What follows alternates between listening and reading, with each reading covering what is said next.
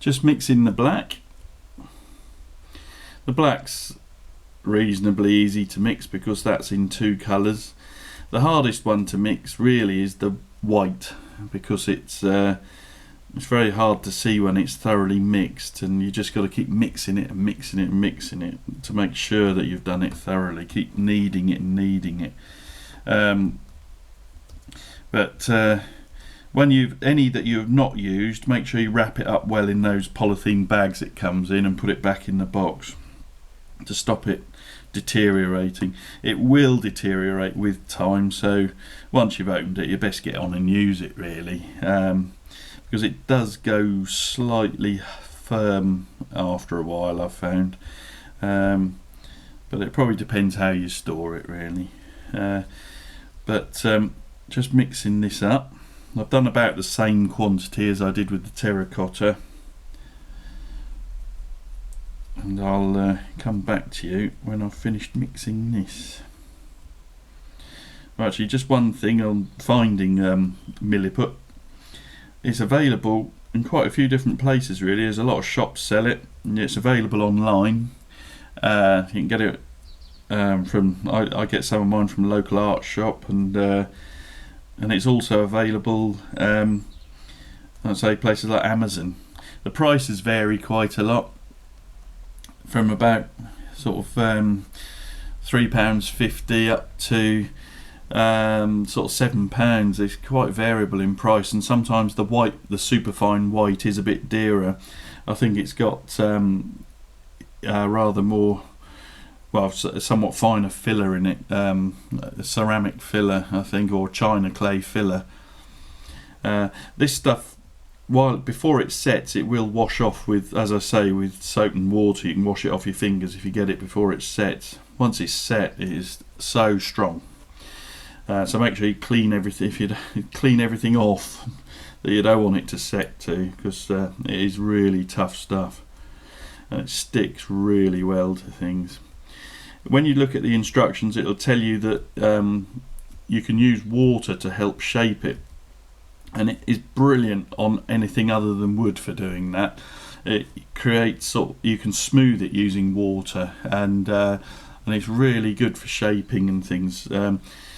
But don't use water when you're doing it on your wood for obvious reasons. You don't want the wood to get wet, and it creates a slurry from the filler particles in the resin, and this sort of very fine sort of liquid that you get off it will soak into the grain and cause the, it'll get ingrained into the grain and discolour the wood around your inlay, and you don't want that. You want a nice sharp finish to it.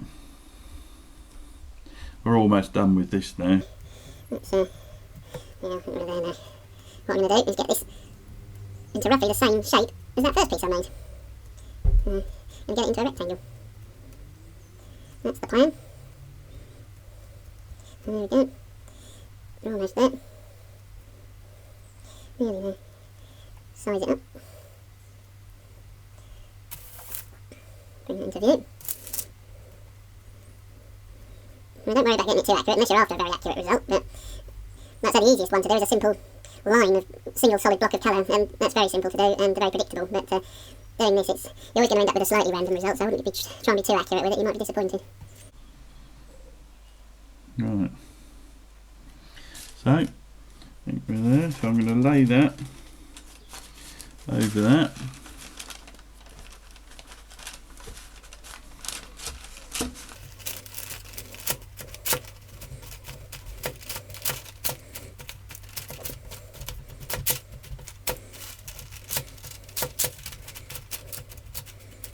What I'm going to do is cut this in half.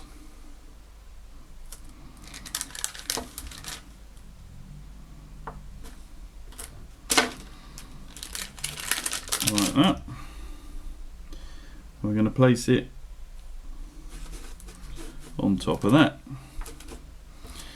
Then we'll squash it out.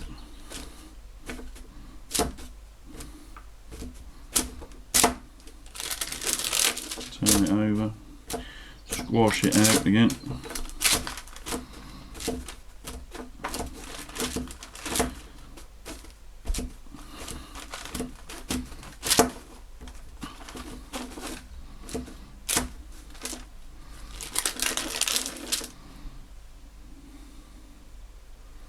You've got to try and work out how thin you want these stripes. I think that's about what I'm after, really. They'll always end up slightly fatter because you've got to squash it onto the project, so I'll thin them out a little bit more.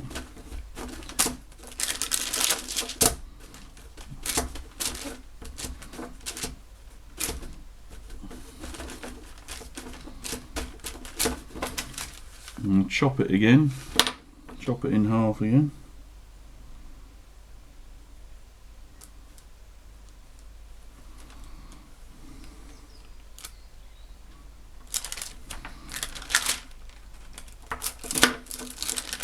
There we are, there's the stripe running through. Place that one over there. So we've doubled up on our stripes.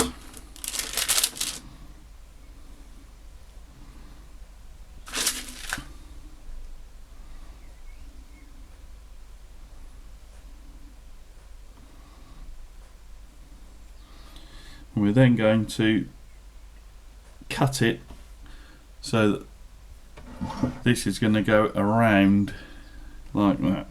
So we need a load of layers.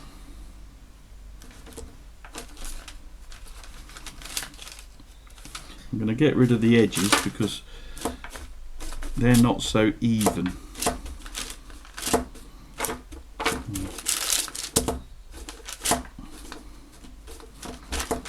I'm going to get rid of the very edge. Keep that just in case I run out later.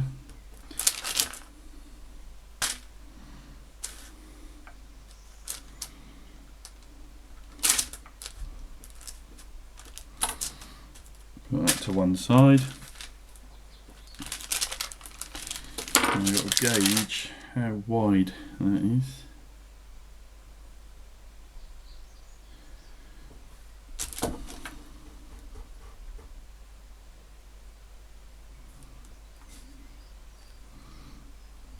Chop that through, chop it again.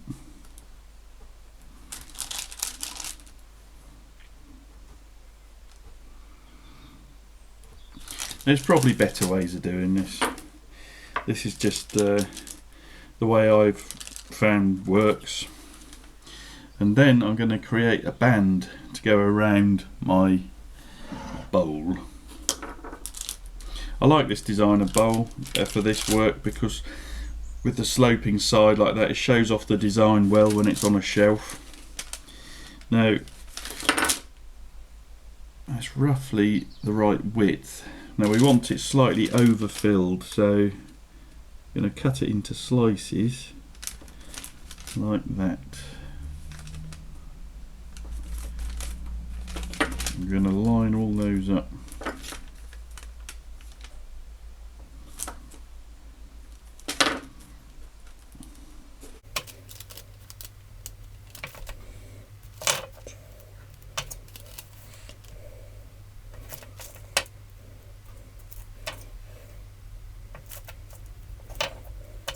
With a bit of luck, that's going to be roughly halfway, sorry, a quarter of the way around the rim of the bowl.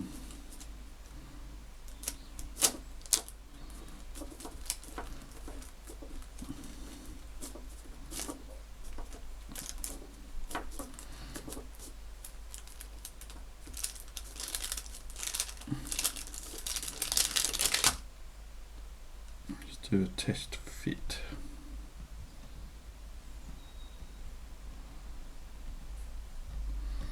I'm just laying it in round there at the minute, and I've got to do some more. I'll come back to you when I've chopped up these other blocks.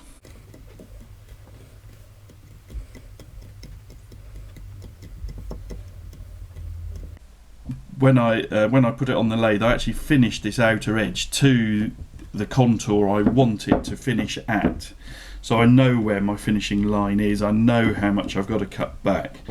I also finished it to a very fine grade of sandpaper and sanding sealer to stop the putty getting ingrained into the surrounding grain of the wood. so I get a nice neat finish. I've finished the inside of the bowl, and I waxed the inside of the bowl so that if I get any putty on the inside of the bowl I can clean it off easily. At the minute I'm using chestnut finishes cellulose sanding sealer, which I water down a little bit with their cellulose sanding sealer thinner, just so it goes in nicely into the grain. And I'm actually, this one I've finished with microcrystalline wax, Renaissance wax, which is very hard wearing, and it's something I've used a lot over the years for different projects, including knife handles and things like that, and it works very well. But I will get some Hampshire sheen off Martin Saban-Smith at some point and use that, because I like the look of that. It seems to give a nice finish. He's a fellow Hampshire wood turner who I had the pleasure of bumping into the other day in Axminster Tools. It was nice to meet up with him.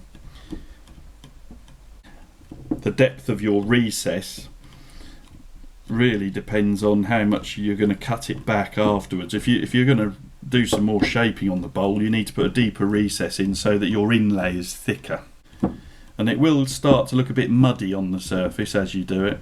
You know, the colours will start to blend a little bit, but they won't blend under the surface.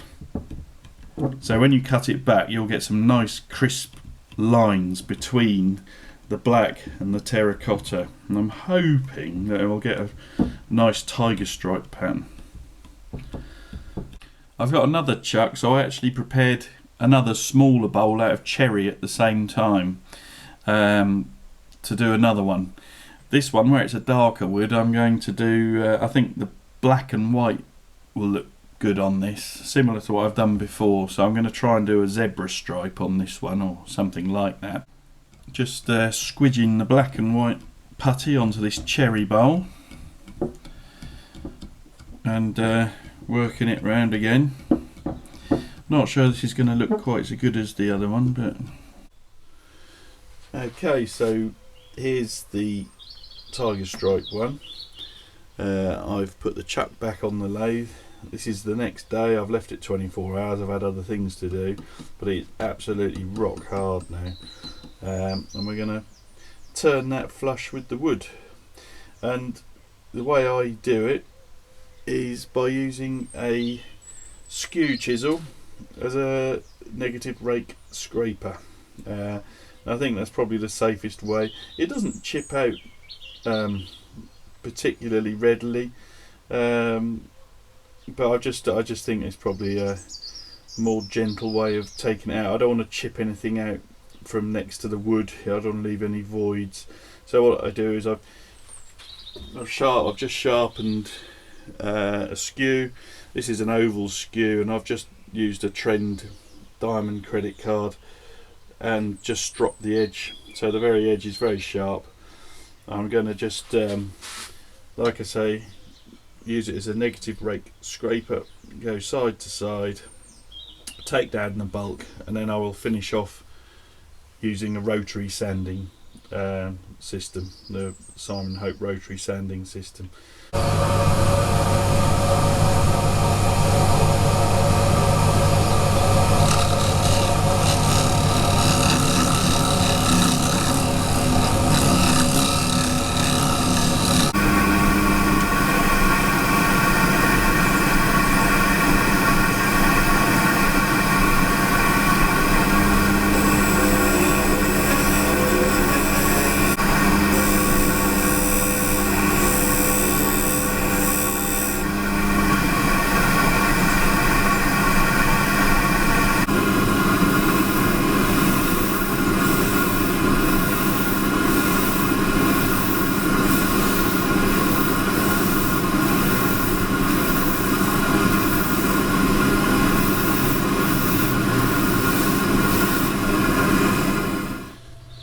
Okay, here we go. I've done it up to 1200 now, and you can see the shine, and hopefully you can see that pattern, and it's come out far better than I could have ever hoped for, really. It really has come out as a tiger stripe, which is what I was aiming for. And it's just got some lovely random bits in it. You know, it's not too uniform, it's just about right, and it's got a lovely polish on it. What I'm going to do now is put 2 coats of sanding sealer over that, going over with 1200 between each coat. I'll then finish it off with some microcrystalline wax, and then it'll do. Okay, I've just come in from my workshop with the finished tiger stripe bowl. There we are. I'm really pleased with it. It's one of my favourites I've done so far, and it's got a beautiful finish. You know, I managed to get it very shiny, and the stripes have got just the right sort of unevenness, really, and it is very tiger-like, which is what I was after. There we are. That's it. That's sycamore with Milliput terracotta and black inlay. That's how it's come out. Really pleased with that. Yeah, well, like I say, I finished it off 1200, right down to 1200, and I then put a couple of coats of sanding sealer over that, cutting back with the 1200 each time. You do get through a few 1200 discs because they clog quick when you've got sanding sealer and epoxy resin. And then finished off with some microcrystalline wax, which I applied without the lathe turning, and then turned the lathe on medium speed and buffed it up, and it's come out like that. There we go. And now for the bonus feature, which is the cherry with the zebra stripe. So this was a similar bowl, smaller, done in cherry with black and white Milliput. I don't know if the light's not very good, but I'm trying to show you this. And I finished this exactly the same. In fact, if you look there, almost identical design, really, just different sizes. So they make quite a nice pair. I'll try and put some stills at the end just to show you what they're like. There we go. Very pleased with those. If you like the video and subscribe, and I will hopefully put out some more videos over the next few months. Hopefully, that's the plan.